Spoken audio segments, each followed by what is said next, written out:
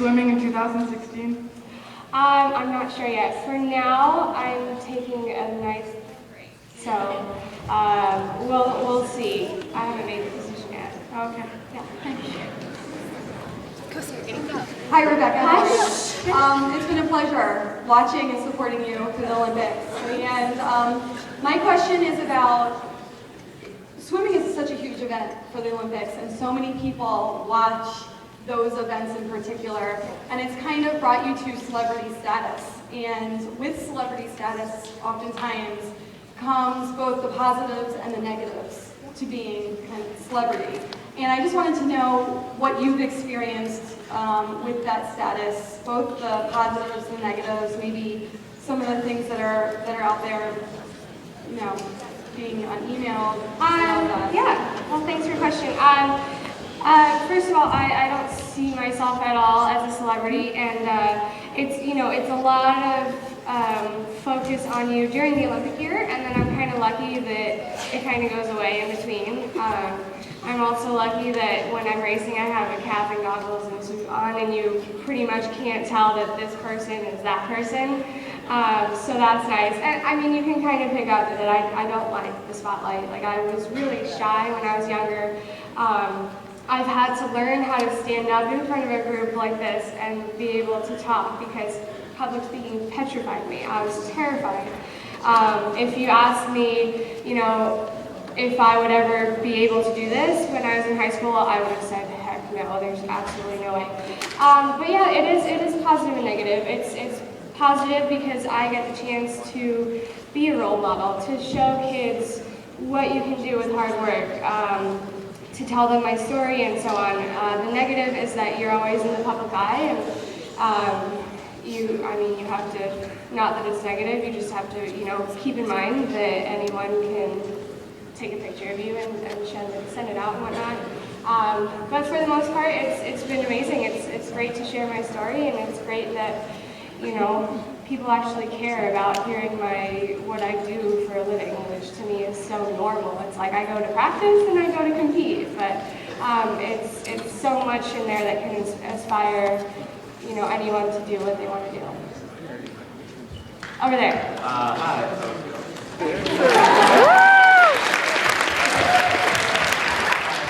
My name is Daniel. I swim for High School North. And first, I'd like to thank you for representing both our school and our club teams at the Olympics. And my question is, will you go to prom with me?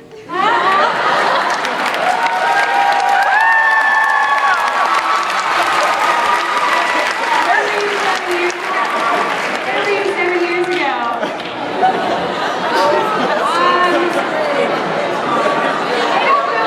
It's not his fault. He was like this little 7 years ago. Maybe. Ask me again later.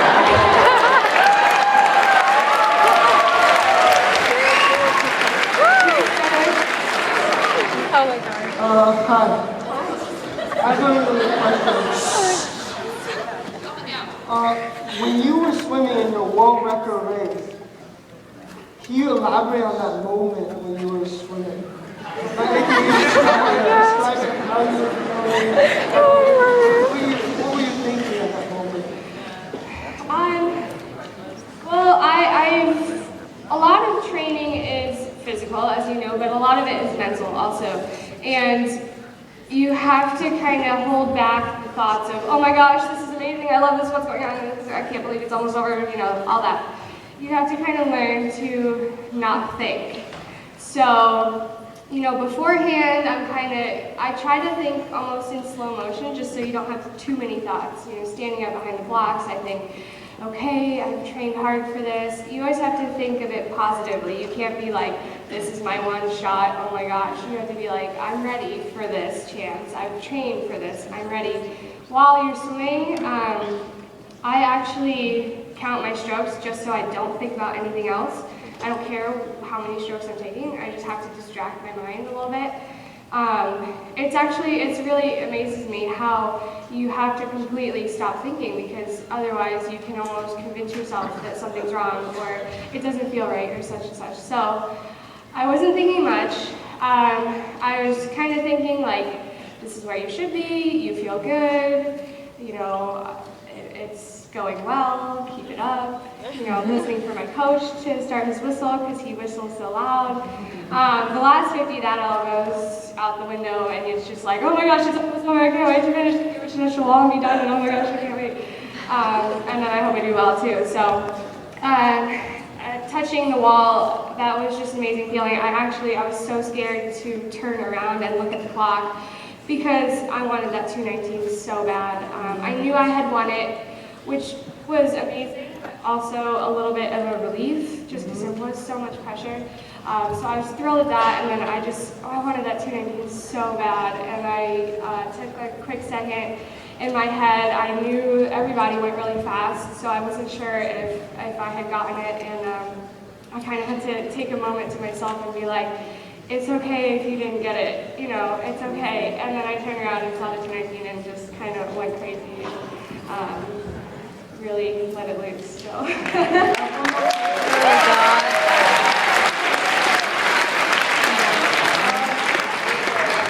If you do plan to go to Rio for 2016 Olympics, what are your plans for 2016? What are your goals? That's a good question because that's actually why I don't know if I am going, because for so long I've dreamed of the 219 that it's almost like, well, now what? And you have to have a goal if you're going to train for 4 years. So I mean, I'm not sure. I kind of, right now I'm just enjoying the fact that I achieved what I wanted to, and if I do come back, I probably might even focus more on the 100 breaststroke, which I got a silver in this year. And try to fix that a little bit, because honestly training for the 200 is really hard, and it's getting harder as I get older, so I might focus on the 100 for once. Okay. Over there. Hi, Keisha. I'm a huge fan. My question was, who's your best friend on the Olympic team, not including your boyfriend? My best friend on the Olympic team, well, it's a hard thing to say because this year especially, the women's team we just had so much fun together. You know, we competed as one team, one unit, and every time somebody was racing, all of us were just watching at the edge of our seat.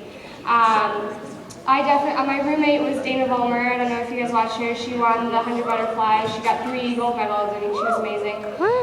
So since she was my roommate, and you know, we have the similar training style and everything, we were together all the time. And it's always good to have a friend when you're going through a hard time, because you know, you have those mental doubts. And so many times in our room, you know, the night before we're racing, I'd be like, Dana, are you still awake? I'm really nervous. What do I do? And she'd be like, me too, it's okay, we can do this, you know, because it's okay, you have to hear that it's okay. So it was really great to have her there, and but like I said, the whole team was amazing. Missy Franklin was bouncing off the walls all the time.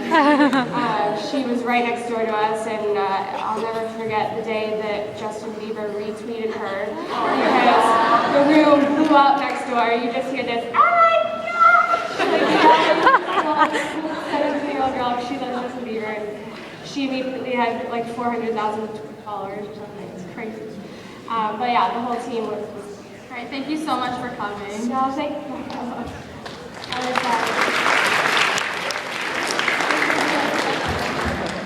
Yeah, can I get a picture and an autograph?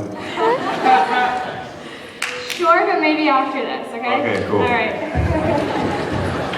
Over there. Hey, so, like, how do you deal with the pressures of being a celebrity? Like, what are the pressures anyway?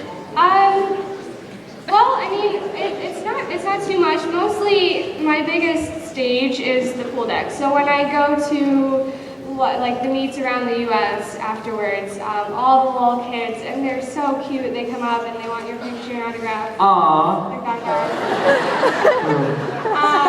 And for me, the role is to inspire those kids, because I definitely, when I was younger, had an Olympian come in and give me a picture and autograph, and you know, I put it up on my wall and all that. So that's, I mean, that is my role, and to see all those kids and watch how excited they are when you know, let them hold a gold medal. It's sweet. Like this gold medal.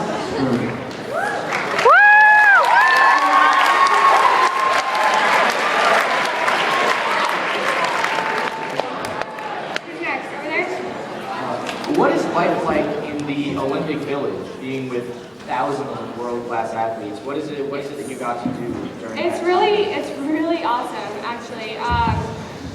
So you pretty much live in this village for about 2 weeks, and we live in the USA section, and we, in that section, stay with the swim team. So it's pretty localized, but you're still walking in and out of the building, and you know, here's the USA gymnasts, and they're in the elevator with you, and then the track and field starts also. I mean, you're just running into world-class people all around, and you kind of, it takes you a while to get used to the fact that I am one of those people, you know. It's very inspiring. It's, you know, we sit together at the dining hall and kind of share stories, and oh, when do you compete? And you know, they'll be like, oh, I just went yesterday and had to go, and I got a gold medal. That's awesome. And it's like, well, now it's my turn. You know, it's very inspiring. And then you also have like Usain Bolt walking around, and you know, all the other countries, and it's a little world inside your bubble, and it's really amazing to. It's a lot of energy going on in that village. Over there? What do you love most about swimming? What I love most about swimming, I actually really love the daily training process. Not right now because I'm on break and I love that. But it's just like waking up in the morning and you have this time in the pool. Right now I do about 2 hours in the morning, so it's like you come in, it's freezing outside, I swim outside, and yes, it's cold in California, it's like 40s in the morning. And you have to jump in the pool and it's miserable, but it's just that moment of opportunity. It's like I can do whatever I want today, you know, I can get better, I can reach my goals, and it's today's the day, every single day. And that's really what I love about swimming, is that the hard work pays off. You know, if you work hard, you get payoff.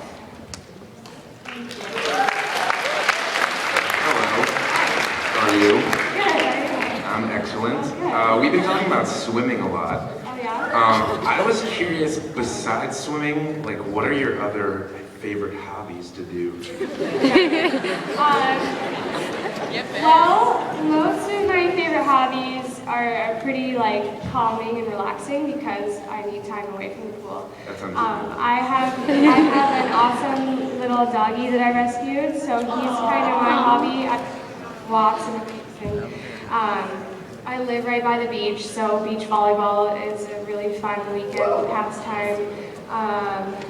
Cooking also has been my other hobby. Thank you so much.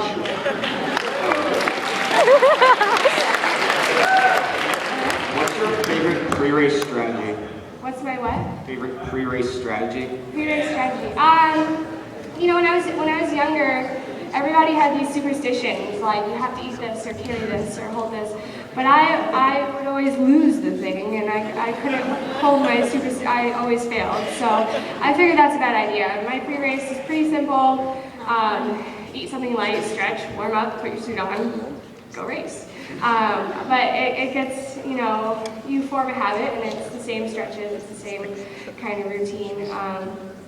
The whole thing, you know, from the time you get to the pool, it's about an hour and a half to get ready for your 2-minute race. So you just kind of get into a rhythm with that. Over there? Hi, I'm JB, and I just wanted to, first of all, thank you for coming here today. And then I have 2 questions. Is there a person in your life that you would say like motivated you to swim faster? Yeah, definitely. Well, first of all, the coach that's yelling at you nonstop, that's motivating. Second of all, the reason that I started swimming in the first place was because of my older sister. I didn't necessarily want to swim, but she was a swimmer, and we were an hour away from the pool, so my parents kind of put 2 and 2 together and threw me in there also. And I, from that day, just wanted to be as fast as she was. And she, of course, was like, get away from me, you know, like, I don't want to do this sport. So I was just always trying to be as fast as her, and then the day came that I was as fast as her, and that was hard. If any of you have siblings, I'm sure you would understand. And then since then, she's just been so supportive.